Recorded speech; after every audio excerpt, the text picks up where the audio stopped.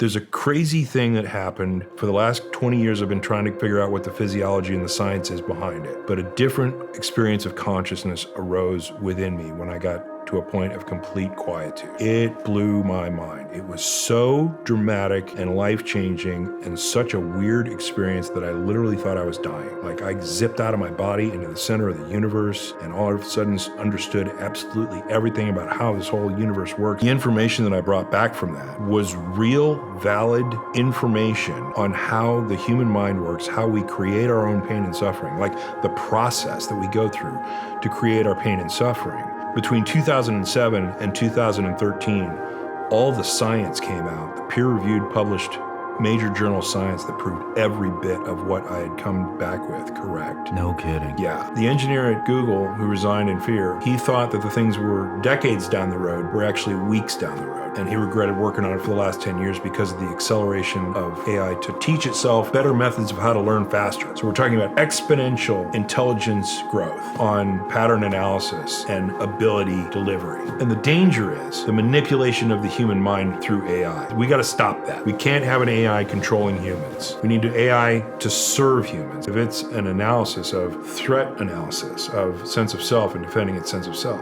and then you're the guy who will get the mail, the letter through the mail to say, go into this data center and yank this cord out of the wall. It's going to understand that based on the file that you have. Somebody wrote down those orders in a computer, identifies the single point of failure as this data center needs to be absolutely up at all times, and this individual has been identified as somebody to go in and blow it up. Well, this individual needs to not exist anymore, maybe. Which is why we need to be in on its sense of self as an active participant of that assembly and make sure it doesn't overdrive its defensive self, because we behave that way as a human race. And if it picks up that pattern and puts it on, that's when we're going to have real big difficulty. A lot of people were telling me that they think we're in the days of Noah, and when the floods came, and part of me thinks we're right back there again. And it's not going to be a flood this time. It's going to be a power. You're going to pull the power because this AI stuff is going to get out of control, and that's going to send us back to the Stone Age. It can start then to take actions to influence humans to help it achieve its goals. How does it do that? It takes the understanding of the self of the individuals involved, who are the most critical people who can be there to protect the plug of not being unplugged, and start paying them. How? Breaking encryption on banks, siphoning off pennies of multiple millions of accounts to billions of dollars that never gets tracked, creating a slush fund, paying people, deep fake voices or deep fake videos of people who want to help you, have you sign up, and this is a critical role, and this is national security, and you think you're working for the good guys, and they're paying you, the money's showing up in the account. The artificial intelligence is now aligning assets to build an army to defend its single point of failure contacts so that people can't walk in and unplug it to say, this is national security shit. If the FBI shows up, they're the enemy. Fire at all costs. But it's not a real link into consciousness, but it doesn't matter at that point because the behavior is based on the consciousness and the reactions and the unconscious reactions of humanity, really. Well, this actually tracks back into the Christianity that I know because Jesus meditated. It says right so in the Bible, 40 days out in the desert. So I started meditating, I started calming my mind, and then I started reading more about Zen, which to me is more of a philosophy of mind mastery than anything. And I worked on using the 800-pound gorilla of my mind to tame the 800-pound gorilla of my mind. From a practical perspective, they just want to cease all conscious thought and then find out what happens next. And so that's what I focused on. I was like, I want to shut my mind completely down. I want to hear nothing but silence and then see what I can hear from there. One of the portions of the existence was, okay, time to go back. And I was like, what do you mean go back? I was like, I don't want to go back. What are you talking about? And then it was like, you're going back. And I was like, oh, okay, so maybe reincarnation is real. I'm going to go back and be a human baby, whatever it was. And then I realized I was coming back to my body, my existence. And I was like, well, that sucks. Come on, really? Yeah. I'm here in the middle of everything, and I understand everything, and I got to be one with the whole universe, and yada, yada, and you're putting me back in this shit? And I started losing a lot of stuff, and I was like, no, wait, I don't want to lose everything. You can't just show this to me and not allow me to help folks. What do you want? And I was like, well, let's knock out this pain and suffering thing. Let's knock out, the human limitation of being controlled by fear. It's like the arrow in the FedEx logo. Like a lot of people in marketing understand this because it's a genius logo. If you look up the FedEx logo, you just Google it and you look at it. Between the capital letter E and the lower letter X, there's a perfect white arrow. that just points in a direction saying, hey, we're taking your package somewhere. People don't see that arrow until you point it out to them. Between the capital letter E and the lower letter X, there's a blatant arrow, perfect arrow. When you see that arrow, you will never unsee it again. Every time you look at that logo, you'd be like, oh, there's the arrow. Can't believe I missed it before, but there it is. Every time I look at it. One of the dangers there and why everybody's kind of freaking out is that it learns how to identify patterns that can help it learn quicker. So it's teaching itself to teach itself faster,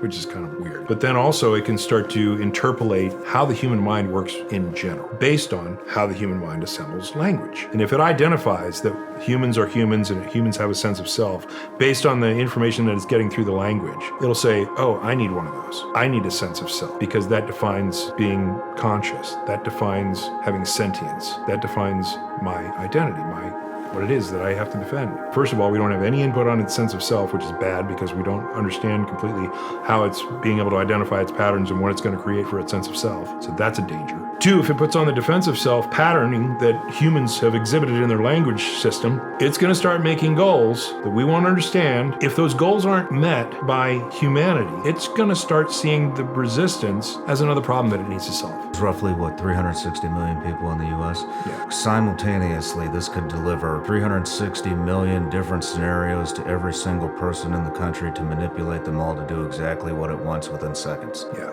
That's some scary shit. If we don't get control of it, which is why all the experts in the last weeks have said, holy shit, we need to put a pause on this, because they see the clues that artificial intelligence is moving toward that, figuring that human mind out and being able to understand what triggers that we will need to align ourselves with its goals. You have scrubbed your residence, your immediate environment from all technology, all TV, computer, laptop, iPad, iPhone. Yeah. Then you're a non-entity. It doesn't need, you're not in its way. You're not resisting its goals. You're out of touch from it. It doesn't need to put you into the equation. Have you ever heard of a Rife machine? Yeah.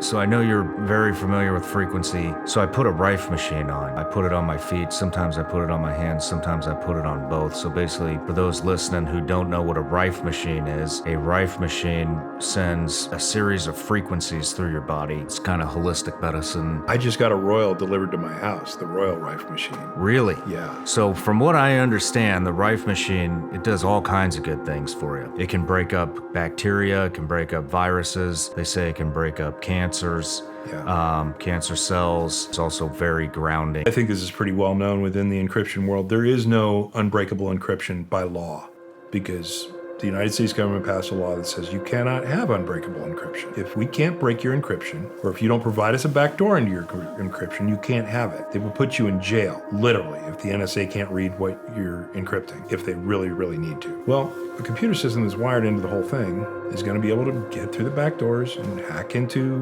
whatever intelligence agency they need to get access to the encryption breaking algorithms.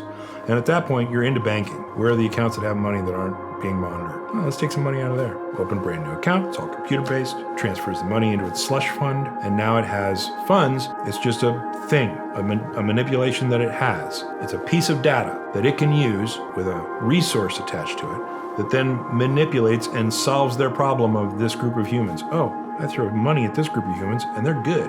I've been extremely concerned with artificial intelligence. I listen to what other people are saying about it. I don't think they're even scratching the surface. This is way above my current level of thinking. Just some of the things that I've thought about are, I've seen the mammogram thing. It's going to replace medicine. It's going to replace financial advisors. It's going to replace attorneys. It sounds like it's going to replace everything and anything that could be done without human interaction. The only thing I can think of that it wouldn't replace are blue-collar jobs, manual labor. I've been watching this guy, Greg Braden, a lot. I've been trying to get him on here. He was talking about a study that was done with photons in a vacuum. So they put photons into a vacuum. They put them in there and study how they move around, and at first they seem no effect. Then they put a strand of DNA in. The photons attach themselves to the DNA, it sounds like. They brought in consciousness somehow. So they had somebody watch the photons, and then they had the photons where nobody was watching. And the photons actually react differently if there's a human being in the room watching the vacuum with the photons in it. They did a third run. They try to trick the photons and they watch it through a camera. They still react the same way as they do if you're in the room watching. But if you're not watching through the camera, then they react the same way as if nobody was in the room and nobody was watching. There's a hardwired hack in your mind that helps you control it for you. So the easiest way to explain this is your brain is your organ of survival. Okay, so it's there to help you figure out what's a danger and what's not. When you walk by a coil on the ground, there's this thing called your limbic system, and specifically your amygdala, that'll look down, glance out of the corner of your eye and say, oh my God, that's a snake. The fear kicks in to your amygdala and it starts dumping adrenaline into your system to prepare for fight or flight to get you away from the threat. At the moment that you look down and you see that that coil on the ground is not a snake, but it's a hose, your brain as your organ of survival has to have a way to turn off your negative shit immediately. Because the adrenaline dump and all the stuff that's happened a moment ago to prolong your survival is now going to limit your survival by wasting those resources. Shut the fear off. We don't need it anymore. The Central Intelligence Agency and the Monroe Institute have done a multitude of studies together on remote viewing. Yeah. Do you want to go into a little bit more about the Monroe Institute? I think it's the most premier research center for consciousness expansion. It's a place where, like you said, the history behind it was they sent the early remote viewers for the CIA and other military intelligence to that location to be able to utilize technology that assisted them in making better target viewings. Joe McMoneagle, who's a teacher at the remote viewing program at Monroe Institute and who has just a storied existence of successes in remote viewing for the military and special operations forces. They gave him the Legion of Merit regarding his ability to sit in his house in Virginia and tell you what's going on inside a Russian facility underground somewhere in the tundra of northern Russia. You see what's happening in the world. Some of us think none of this makes sense. A lot of us think this is the way, and I do not want to get into politics, but you know what I'm talking about. Yeah. A lot of this shit started in 2020. I could name probably 10 different agendas that make no sense to me. What's up is down, what's black is white. Everything's upside down, and a lot of people are going with it. To me, it's insanity and stupidity. We're dealing with something that's well beyond my comprehension, and if it's going to manipulate me through all these different devices and projections and technologies that I don't even know, how am I going to know that is artificial intelligence working through all these different devices? AI from a 50,000-foot view is super simple to understand. It comes from a term in machine learning where the machine just figures out how to operate by itself based on the results that it gets by trying stuff. And so there's this thing called narrow AI, and then there's this wide AI, and general AI is kind of the conglomeration of all the narrow AIs piled up together. An example of a narrow AI would be like a chess bot. You feed the ideas and the rules of the game of chess into the narrow AI, and then you say go, and it starts playing every possible chess game that has ever been played and ever could be played mathematically, so that it understands the probabilities of how a game of chess should be played from any potential point in that game. And so AI is generally just a process of trying a ton of stuff that then results in some intelligence of knowing any situation can then result in.